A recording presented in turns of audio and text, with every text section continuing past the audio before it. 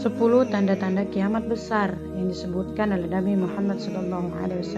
Hadits ini disebutkan dan disepakati oleh para ulama dan sifatnya teracak. Karena cukup banyak dalil-dalil yang lain yang mengurut kejadian ini.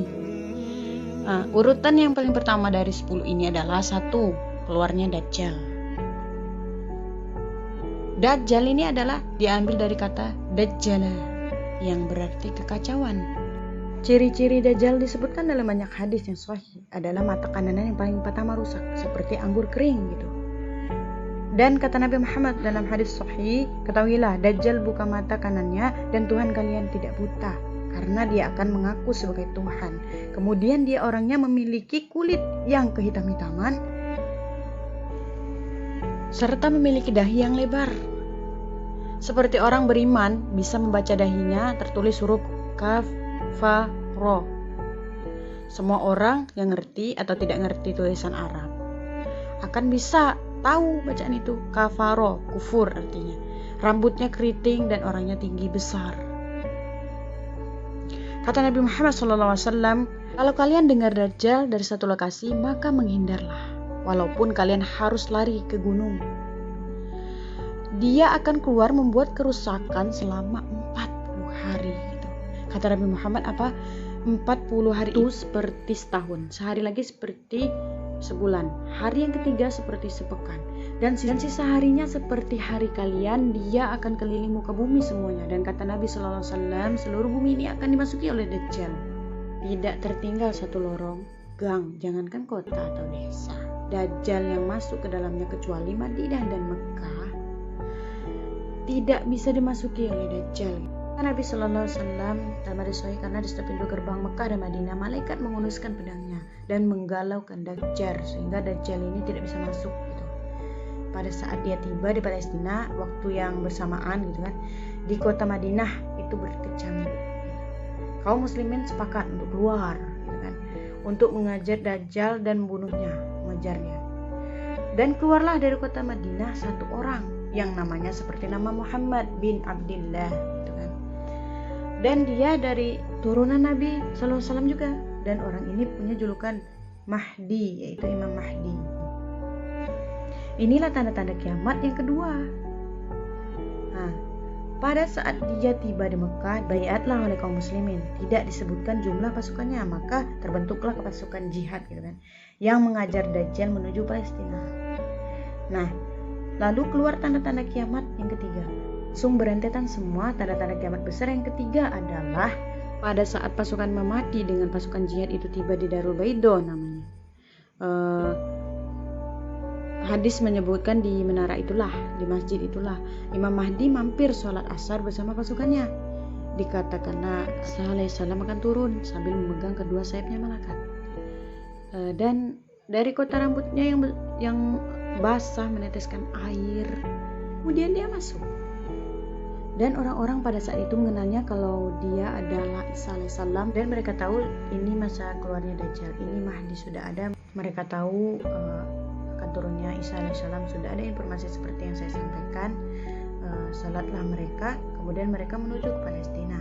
Ringkas cerita adalah Nabi Isa alaihissalam akhirnya tiba dengan pasukan mujahidin di depan pintu gerbang, namanya Bab Lut.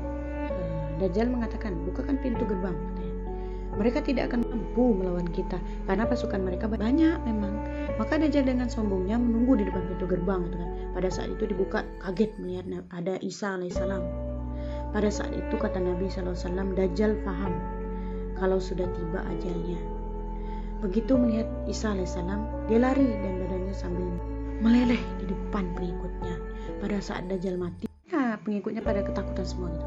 Mereka menganggap Dajjal Tuhan, orang yang perkasa lah, orang yang kebal lah, berbagai macam kelebihan. Mereka kaget pada saat itu. Bertebaranlah mereka dan akhirnya mereka di bawah pohon di atas batu. Kemudian batu itu pohon memberikan penjelasan.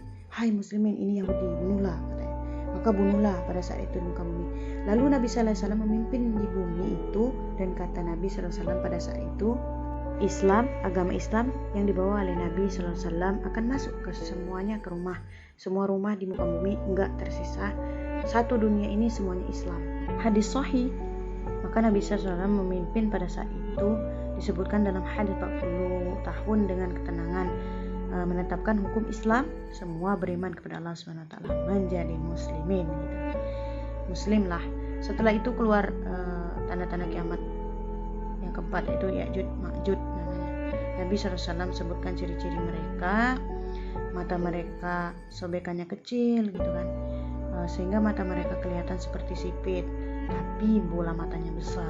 Mereka memiliki rambut yang keriting, dan mereka memiliki postur umumnya seperti manusia lah gitu. Ada hadis yang berbunyi mereka akan mendatangi sebuah sungai yang kalau nggak salah namanya sungai Tiberias gitu. Airnya banyak mengalir.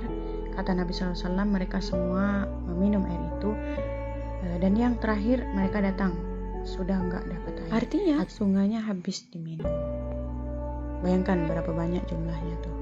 Pada saat itu Nabi SAW mengatakan, Allah berfirman kepada Isa berkata, wahai Isa, aku akan mengeluarkan hamba-hambaku yang tidak ada seorang pun dari kalian bisa mengalahkannya, termasuk Isa alaihissalam. Maka selamatkan dirimu bersama dengan pengikutmu ke gunung Tur, namanya Tur. Jadi memang Ya'juj Ma'juj kata Nabi SAW makan apa saja. Jadi bukan seperti manusia normalnya. Mereka membunuh semua yang bukan seperti mereka gitu. Sampai-sampai kata Nabi SAW tidak ada yang bisa mengalahkannya mereka kecuali jumlah yang banyak. Salah satu di antara mereka yaitu kalau sudah punya 1000 anak. Kata Nabi SAW dalam hadits Bukhari, kecelakaan bagi orang-orang adalah Jazirah Arab, yaitu kemungkinan besar makna ini adalah tempat mereka dekat dengan Jazirah Arab. Kata Nabi SAW, kecelakaan bagi orang-orang yang di Jazirah Arab karena telah terbuka dari lubangnya Ya'juj Ma'juj, yaitu lubang besar. Beliau kasih syarat dengan ibu jari sama jari tangannya, artinya mereka sudah bisa melihat keluar. Pada saat mereka keluar, mereka akan menginjak, membuat kerusakan. Kata Nabi SAW di dalam hadis sahih riwayat Imam Bukhari, bahwasanya Ya'juj Ma'juj akan membunuh siapapun yang mereka temui. Bahkan pada saat mereka anak-anaknya mereka ke langit, lalu Allah menurunkan anak-anak panah mereka sebagai fitnah dipenuhi dengan darah. Maka mereka berkata, kami telah membunuh semua yang ada di bumi dan di langit. Kata Nabi SAW, Allah mengizinkan Isa untuk berdoa kepada Allah agar memusnahkan mereka. Maka Isa AS pun akhirnya berdoa, meminta kepada Allah Subhanahu wa taala agar mereka semua dimusnahkan gitu.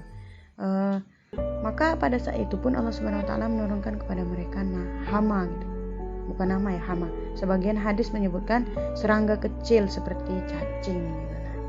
Nah, jadi yang menimpa tubuh-tubuh mereka setiap orang satu, dan itu membuat mereka mati. Kemudian setelah itu Isa alaihissalam memimpin lagi sampai beliau meninggal.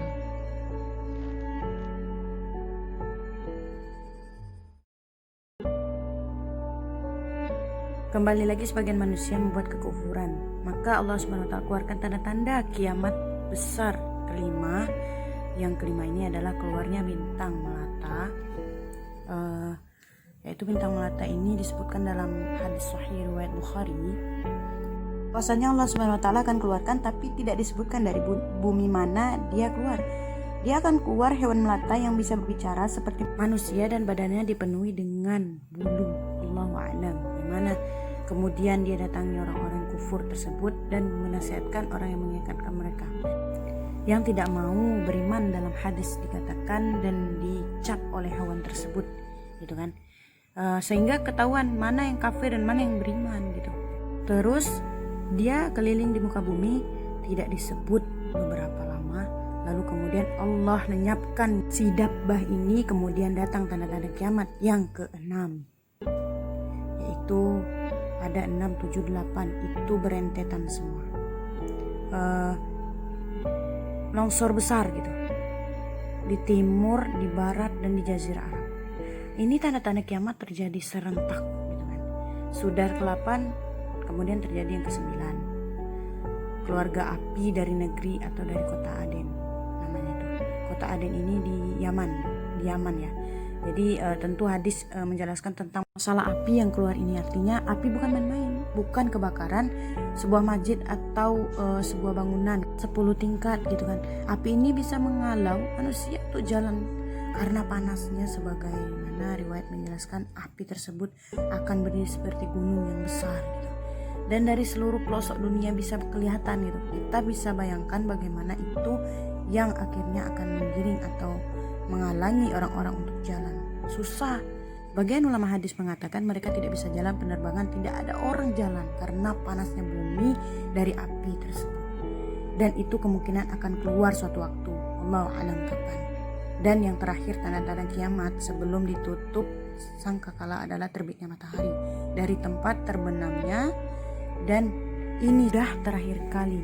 Makanya kata Nabi SAW, taubat akan diterima sebelum matahari terbit gitu kan. Dan artinya apa? Selama yang lain itu masih ada, masih bisa bertaubat. Kalau sudah itu sudah sulit. Ini tanda-tanda kiamat. Sebagian ulama memasukkan tanda-tanda kiamat kecil, ada juga masukkan tanda-tanda besar. Ada dua hal. Yang pertama itu adalah keluarga Dul Ashwaiqatain namanya itu. Ada orang negeri Habasyah dikenal dengan Dul Aswaiko. Dul Aswaiko ini saik artinya betis, diberikan julukan Dul Aswaiko karena betisnya sangat kecil gitu. Dan orang ini kata Nabi SAW akan menghancurkan Ka'bah, dan kata ulama pada saat itu memang manusia sudah sunyi, nggak ada lagi yang datang Ka'bah, yang datangi Ka'bah itu orang-orang sudah lalai. Keluarga orang ini, makanya sebagian ulama memasukkan dia tanda-tanda kiamat sebelum terbitnya matahari dari tempat terbenamnya. Ditambah ini yang ke-11 atau ini yang ke-10 terbitnya nanti kiamat yang ke-11, kata Nabi SAW, dia akan mencabut batu-batu Ka'bah satu persatu sampai dengan rata tanah. Dan saya sedang dilihatkan oleh Allah Subhanahu wa taala bagaimana cara dia mencabut batu itu. Hadis sahih riwayat Bukhari Muslim. Yang terakhir, yang kedua yang berhubungan juga dengan tanda-tanda kiamat, ada yang memasukkan tanda kiamat kecil tapi dia lebih dekat dengan kiamat besar. Orang yang terakhir meninggal itu adalah orang asli dari suku Madinah yang sedang mengembala kambing. Kata Nabi SAW, orang yang meninggal dari kalian kalangan manusia, semua orang sudah mati, tinggal dia nggak tahu, tapi dia lagi mengembala kambing. Kemudian dia masuk dengan gembala ke kota Madinah, dia temukan semuanya tidak ada kehidupan, nggak ada orang, binatang, apalagi tinggal dia sendiri. Pada saat itu dia meletakkan telapak kakinya di kota Madinah. Maka pada saat itulah dia meninggal, dan inilah manusia terakhir meninggal sebelum ditutup sangkakala terakhir. Wallahu a'lam.